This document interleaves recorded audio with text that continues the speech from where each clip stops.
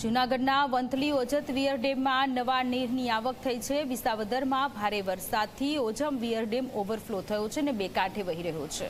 ડેમના 12 દરવાજા ખુલ્લા મૂકવામાં આવ્યા છે। ડેમનું પાણી ખેડ પંથકમાં જતું હોય છે, ત્યારે જૂનાગઢમાં ડેમના 12 દરવાજા ખુલ્લા મૂકવામાં આવ્યા છે।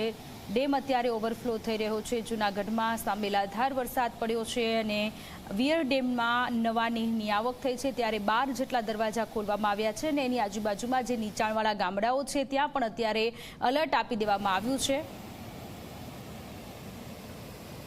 જૂનાગઢ જિલ્લાની વાત કરીએ તો ઉપરવાસમાં ભારે વરસાદના કારણે જે ઓજત વિયર ડેમ છે, હું આપને જે દ્રશ્ય બતાવવા માંગુ છું કે ઓવરફ્લો થયો છે।